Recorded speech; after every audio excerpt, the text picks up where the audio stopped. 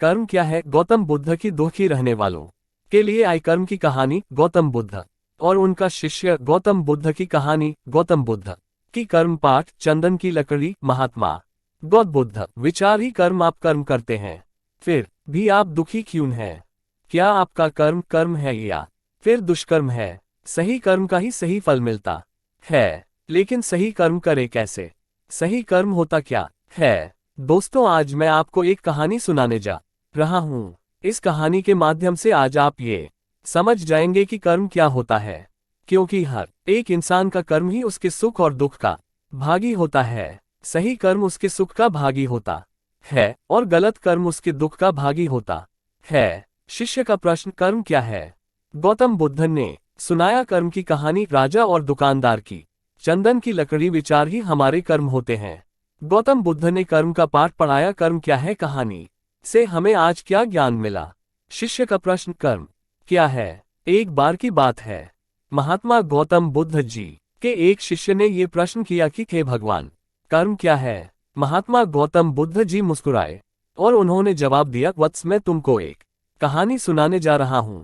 इस कहानी के माध्यम से तुम सभी शिष्य ये समझ जाओगे कि कर्म क्या है। गौतम बुद्ध ने सुनाया कर्म की कहानी। राजा और दुकानदार की चंदन की लकड़ी। एक राजा था, वह अपने मंत्री के साथ देश का भ्रमण करने निकला। भ्रमण करते करते राजा और मंत्री एक बाजार में पहुंच गए। उस बाजार में राजा का ध्यान एक दुकानदार के ऊपर गया।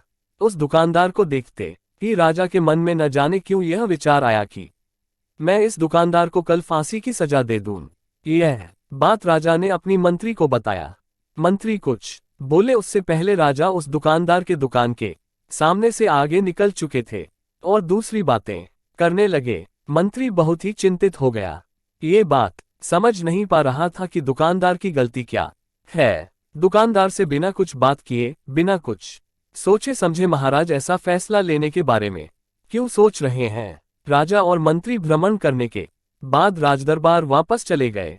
मंत्री को रात भर नींद नहीं आई। सुबह जगने के बाद मंत्री एक साधारण प्रजा का रूप बनाकर उस दुकानदार के पास गया और उस दुकानदार से पूछा, तुम क्या बेचते हो? दुकानदार ने जवाब दिया, मैं चंदन की लकड़ी बेचता हूँ। फिर मंत्री आसपास के लोगों से दुकानदार के बारे में पूछना शुरू किया।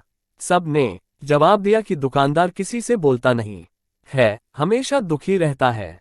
मंत्री को बात समझ में आ गई। मंत्री फिर वापस दुकानदार के पास गया और उस दुकानदार से पूछा, तुम दुखी क्यों रहते हो? दुकानदार ने बताया, मैं दुखी इसलिए रहता हूँ क्योंकि मेरे दुकान पर लोग आते हैं, चंदन की लकड़ियां सूंघते हैं और बोलते हैं बहुत ही सुंदर है, बहुत ही अच्छी महक है, लेकिन कोई खरीदा नहीं है, इसलिए मैं बहुत दुखी रहता हूँ। मंत्री दुकानदार की बात सुनकर खुद भी भाव विभोर हो गया। कोई भी दुकानदार दुखी क्यों न हो अगर उसके दुकान का कोई भी सामान खरीदा ना जाए जबकि सामान में कोई कमी ना हो। मंत्री सोचने लगा कि यह दुकानदार अपने दुखों के वजह से इतना दुखी रहता है, परंतु राजा इस दुकानदार को फांसी पर क्यों लटकाना चाहते हैं? अर्थात राजा के मन में आए हुए विचार का उत्तर अभी तक मंत्री को नहीं मिला था। मंत्री ने फिर दुकानदार से पूछा, भाई तब तुम क्या करोगे अगर तुम्हारे दुकान की सारी चंदन की लकड़ियां ऐसे ही रखी की रखी रह जाएंगी? तो दुकानदार ने गुस्से भाव में बोला, हाँ मैं जानता हूँ मेरी चंदन की लकड़ियां ऐसे ही रखी रह जाएंगे, कोई नहीं खरीदेगा, इसीलिए मैं सोचता हूँ कि हमारे देश का राजा जल्दी से मर जाए। अगर वह जल्दी से मर जाता तो मैं उस राज दरबार में उस राजा के दाह संस्कार के लिए अपनी चंदन की लकड़ी देता, जिससे मुझे कुछ पैसे मिल जाते और इस बाजार के अलावा बाकी के लोगों को भी मेरे चंदन की लकड़ी के बारे में पता चलता, तो फिर शायद कुछ न कुछ लोग मेरी दुकान से जरूर खरीदने आते चंदन की लकड़ी। मंत्री दुकानदार की बात को सुनकर सब कुछ समझ गया और उसके मन में एक विचार आया। मंत्री ने दुकानदार से चंदन की कुछ लकड़ियां खरीदें। इस खरीदारी से दुकानदार को कुछ पैसे भी मिल गए और वह थोड़ा खुश भी हो गया। मंत्री चंदन की लकड़ियों को लेकर वापस राजदरबार चला आया। राजदरबार पहुंचकर मंत्री ने उन चंदन की लकड़ियों को राजा के समक्ष रख दिया और बोला कि हे राजन, ये चंदन की लकड़ियां उसी दुकानदार ने आपको भेंट किया है जिस दुकानदार को आप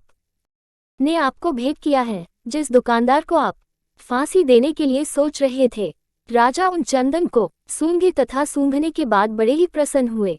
उन्होंने कहा, ये चंदन की लकड़ियां बहुत ही ज्यादा खुशबूदार हैं। दुकानदार के इस अनोखे भेद से राजा बहुत खुश हुए और मंत्री को कुछ स्वर्ण मुद्राएं दिए तथा बोले, जाओ उस दुकानदार को ये स्वर्ण मुद्राएं इनाम में देना और बोलना कि आज के बाद महल में जब कभी भी चंदन की लकड़ी की जरूरत पड़ेगी तब तुम्हारे दुकान से ही चंदन की लकड़ी ली जाएगी। मंत्री जी मुस्कुराने लगे तथा ये सोचने लगे कि अब तो राजा के मन में उस दुकानदार को फांसी देने का विचार आ ही नहीं सकता, क्योंकि अब तो हमेशा राजदरबार के लिए चंदन की लकड़ियों का इंतजाम की जिम्मेदारी उस दुकानदार को जो मिल गई है। मंत्री स्वर्ण मुद्राओं को लेकर वापस दुकानदार की तरफ चल दिया।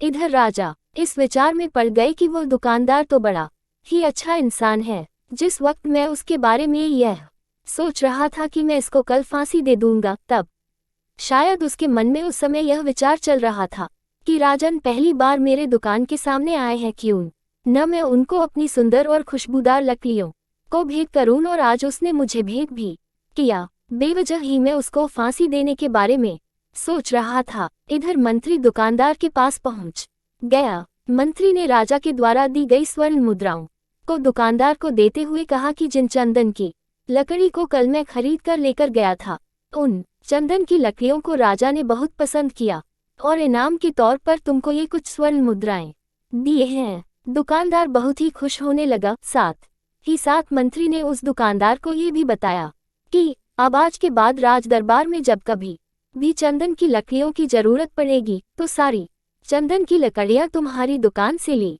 जाएगी। दुकानदार मंत्री की बात सुनकर बहुत ही खुश हो गया। मंत्री ने दुकानदार से पूछा, क्यों भाई, तुम तो राजा के बारे में इतना बुरा भला सोचते थे, लेकिन राजा देखो तुम्हारी कितना चिंता करते हैं। राजा कितने अच्छे हैं। राजा अपनी प्रजा के बारे में कभी भी गलत नहीं सोचते हैं। दुकानदार मंत्री की बात से सहमत हो गया और बहुत दुखी हुआ। दुकानदार मंत्री से बोला, मैं कितना गलत सोचता था राजा के बारे में। राजा तो बड़े ही अच्छे हैं, बड़े ही भले राजा हैं। भगवान करे कि राजा की बहुत ही लंबी आयु हो। ये बात सुनकर मंत्री भी बहुत खुश हुआ। फिर मंत्री वहां से वापस राजदरबार को चला गया और यहीं पर महात्मा गौतम बुद्ध जी ने इस कहानी को समाप्त कर दिए। फिर अपने शिष्यों से उन्होंने पूछा कि अब बताओ कि कर्म क्या है।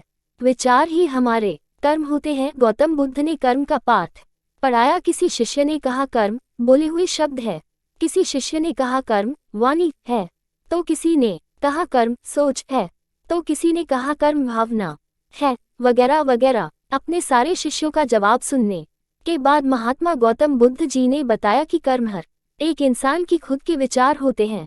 हमारे विचार जैसे रहेंगे हम वैसे ही कर्म करेंगे और उन्हीं विचारों के द्वारा की हुई कर्म हमारे सुख और दुख के लिए उत्तरदायी होंगे। अर्थात हमारे विचार अगर गलत है तो हमारे द्वारा की हुई कर्म भी गलत होगी तथा इसका परिणाम भी गलत निकलेगा। परिणाम स्वरूप हम दुखी रहेंगे। अगर हमारे विचार सही रहेंगे तो हम सही कर्म करेंगे, सही कर्म करेंगे तो फिर सही फल मिलेगा जिससे हम सुखी रहेंगे। कर्म क्या है? कहानी से हमें आज क्या ज्ञान मिला? इस कहानी से हमने ये सीखा कि अगर हमारे विचार सही रहेंगे, निष्पाप रहेंगे तो उन्हीं निष्पाप और सही सोच की वजह से ली गई हर फैसला सही होगा। जब सही फैसला लेंगे तब वह हमारे द्वारा की हुई सही कर्म होगी। जब सही कर्म होगी तो सही परिणाम मिलेगा जिसके वजह से हम सुखी रहेंगे, हम खुश रहेंगे। तथा इसी जगह पर अगर हमारे विचार गलत रहेंगे तो हमारे द्वारा ली गई फैसला भी गलत होगी और किया गया कर्म भी गलत होगा जिसे दुष्कर्म कहा जाता है और उन्हीं दुष्कर्म की वजह से परिणाम भी गलत मिलेगा। जब दुष्परिणाम मिलेगा तब हम दुखी रहेंगे, परेशान रहेंगे। कर्म का मंत्र सही कर्म सुख देगा, दुष्कर्म दुख देगा। धन्यवाद।